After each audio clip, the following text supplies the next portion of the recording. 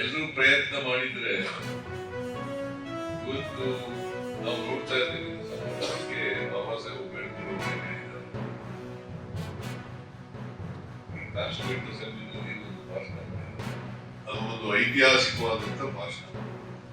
ಆಗ ಅವ್ರು ಏನ್ ಹೇಳ್ತಾರೆ ಅಂತಂದ್ರೆ, ಜನವರಿ 26, 1950ನೇ ಇಸ್ವಿ ಸಂವಿಧಾನ ಜಾರಿಗೆ ಬಂದಿದೆ. ಅವ್ರು ಹೇಳಿದ್ದು ಆಗ ಸಂವಿಧಾನ ಜಾರಿಗೆ ಬರ್ತದೆ. ಅವತ್ತು ವೈರುಧ್ಯತೆ ಇರ್ತಕ್ಕಂಥ ಸಮಾಜಕ್ಕೆ ಕಾಲಿಡ್ತಾ ಇದ್ದೀವಿ. ವೈರುಧ್ಯತೆ ಇರ್ತಕ್ಕಂಥ ಸಮಾಜಕ್ಕೆ ಕಾಲಿಡ್ತಾ ಇದ್ದೀವಿ. ಇವತ್ತಿಗೂ ವೈರುಧ್ಯತೆ ಇದೆ, ಈಗ ಸ್ವಲ್ಪ ಕಡಿಮೆ ಆಗಿದೆ. ಅವತ್ತು ಬಾಬಾ ಸಾಹೇಬ್ ಅಂಬೇಡ್ಕರ್ ನೋಡಿದಂತ ಸಮಾಜ ಬಹಳ ವೈರುಧ್ಯತೆ ಇತ್ತು. ಇಂಥ ಸಮಾಜಕ್ಕೆ ನಾವು ಕಾಲಿಡುವಾಗ ಈ ಸಾಮಾಜಿಕ ಅಸಮಾನತೆ, ಆರ್ಥಿಕ ಅಸಮಾನತೆ, ಶೈಕ್ಷಣಿಕ ಅಸಮಾನತೆ, ರಾಜಕೀಯ ಅಸಮಾನತೆಯಿಂದ ಕೂಡಿರ್ತಕ್ಕಂಥ ಸಮಾಜ ಇದೆ. ಬದಲಾವಣೆ ಮಾಡಬೇಕು ಬೇಡ? ಬಾಬಾ ಸಾಹೇಬ್ ಅಂಬೇಡ್ಕರ್ ಅವರು ಅವರ ಜೀವನದ ಉದ್ದಕ್ಕೂ ಕೂಡ ಅವ್ರು ಬದುಕಿರೋವರಿಗೆ ಸಮಾಜದಲ್ಲಿರ್ತಕ್ಕಂಥ ಬದಲಾವಣೆಗೆ ಪ್ರಯತ್ನ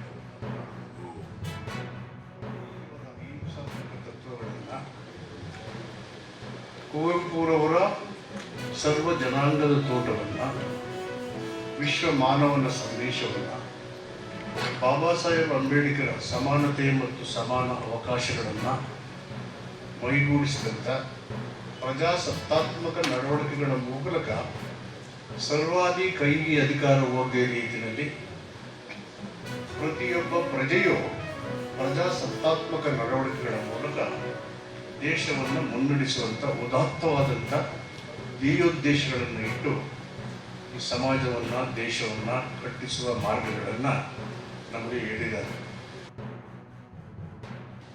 ಹಾಗಾಗಿ ಈ ಜ್ಞಾನದರ್ಶನ ಒಂದು ಜ್ಞಾನದೇವರಾಗಿ ಪರಿವರ್ತನೆ ಆಗುತ್ತದೆ ಎಂದು ನಾನು ನಂಬಿದ್ದೇನೆ. ಮೈಸೂರು ವಿಶ್ವವಿದ್ಯಾಲಯದಲ್ಲಿ ಮುಖ್ಯ ಗ್ರಂಥಾಲಯದ ಜೊತೆಗೆ ಹಲವಾರು ಗ್ರಂಥಾಲಯಗಳು ಅಪರೂಪದ ಗ್ರಂಥಗಳು ಹೊಂದಿವೆ. ವಿದ್ಯಾರ್ಥಿಗಳು ಹಾಗೂ ಸಂಶೋಧಕರು ಅವುಗಳ ಉಪಯೋಗ ಪಡೆದು ತಾವು ಬೆಳೆಯಬೇಕು. ತನ್ಮೂಲಕವಾಗಿ ಸಾಧಕರಾಗಿ ವಿಶ್ವವಿದ್ಯಾಲಯಕ್ಕೆ ಕೀರ್ತಿ ತರಬೇಕು.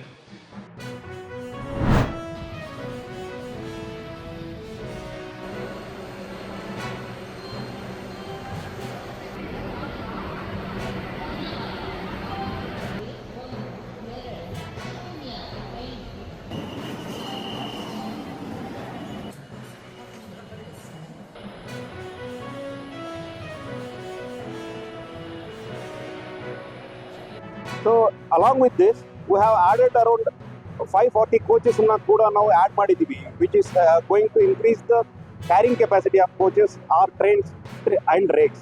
So ಈ additional ಮತ್ತೆ along with this ನಾವು ಸ್ಟೇಷನ್ಗಳಲ್ಲಿ added number of ticket checking ಸ್ಟಾಫ್ನ ಹಾಕಿದ್ದೀವಿ.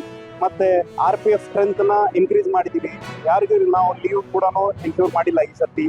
So along with that, so ಪಬ್ಲಿಕ್ಕಿಗೆ ಏನೇನು ಬೇಕು, ಪ್ಯಾಸೆಂಜರ್ ಅಮ್ಯುನಿಟೀಸ್ನ ವಿತ್ ವಾಟರ್ ಫೆಸಿಲಿಟಿ ಆಗಲಿ, ಲೈಟಿಂಗ್ ಫೆಸಿಲಿಟಿ ಆಗಲಿ, ಸೆಕ್ಯೂರಿಟಿ ಆಗಲಿ, ಈ ಆಲ್ ದ ಆಸ್ಪೆಕ್ಟ್ಸ್ನಲ್ಲಿ ನಾವು ಎನ್ಶೂರ್ ಮಾಡ್ತಾ ಇದ್ದೀವಿ.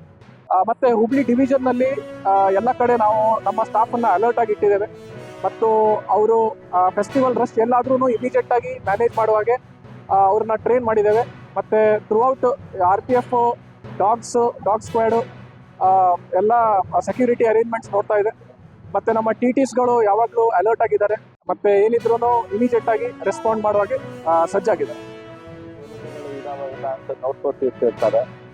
ನಾವು ನಮ್ಮ ಸ್ಟಾಫಿಗೆ ಪ್ರತಿ ಪ್ಲಾಟ್ಫಾರ್ಮಿಗೆ ಹೋಗಿ ಕರೆಕ್ಟಾಗಿ ನಾವು ಡಿಸ್ಪ್ಲೇ ಎಲ್ಲ ಇದಾವ ಇಲ್ಲ ಅಂತ ನೋಡಲಿಕ್ಕೆ, ಮತ್ತು ಡಿಸ್ಪ್ಲೇ ಇನ್ ಟೈಮ್ ಹಾಕಲಿಕ್ಕೆ, ಮತ್ತು ಕ್ರೌಡ್ ಮ್ಯಾನೇಜ್ಮೆಂಟ್ ಟೈಮಿಗೆ ಸ್ವಲ್ಪ ಎಕ್ಸ್ಟ್ರಾ ಅಲರ್ಟ್ ಇರ್ರಿ, RPF ಮಂದಿದು ಕೋಆಪ್ರೇಷನ್ ತೊಗೊಳ್ಳಿ ಅಂಥೇಳಿ ನಾವು ತೊಗೊಂಡು ಎಲ್ಲ ಕರೆಕ್ಟಾಗಿ ನೀಟಾಗಿ ಮಾಡ್ತಾ ಇದ್ದೀವಿ. ಭಾಳ ಒಳ್ಳೆಯಿಂದ ಈಗ ಅಟ್ ಪ್ರೆಸೆಂಟ್ ನಡೆಸ್ತಾ ಇದ್ದೀವಿ. ನಮ್ಮ ಭಾರತೀಯರ ಮನವನ್ನು ಗೆದ್ದಿದ್ದಾರೆ. ಯಾಕಂದರೆ ಭಾರತೀಯರಿಗೆ ದೀಪಾವಳಿ ಅಂದರೆ ವಿಶೇಷವಾದಂಥ ಆಸಕ್ತಿ ಮತ್ತು ಅಷ್ಟೇ ಸಡಗರದಿಂದ ಈ ಹಬ್ಬವನ್ನು ಆಚರಣೆ ಮಾಡ್ತಾರೆ. ಅದರ ಸಲುವಾಗಿ ನನಗನ್ನಿಸ್ತದ ನಾವು ನಿಜವಾಗಲೂ ನಮ್ಮ ಭಾರತೀಯ ರೈಲ್ವೆ ಇದೆಯಲ್ಲ, ಅದಕ್ಕೆ ಕೃತಜ್ಞತೆಯನ್ನು. ಮಹೇಶ್ ಪೈಪ್ಸಿಂದ ಬಂದಿದ್ದೆ ಸರ್, ಮಾರ್ಕೆಟ್ ಹೊಸ ಬಂದಿದ್ದೆ. ಚೆನ್ನಾಗಿ ಅನಿಸ್ತದೆ ಸರ್, ಚೆನ್ನಾಗಿ ಅನಿಸ್ತದೆ. ರೈಲ್ವೆ ಡಿಪಾರ್ಟ್ಮೆಂಟ್ ಅವರು ಹಬ್ಬಕ್ಕೆ ಸ್ಪೆಷಲ್ ಟ್ರೈನ್ ಬಿಟ್ಟಿದ್ದಾರೆ. ಅನೌನ್ಸ್ಮೆಂಟ್ ಚೆನ್ನಾಗಿದೆ. Everything is okay.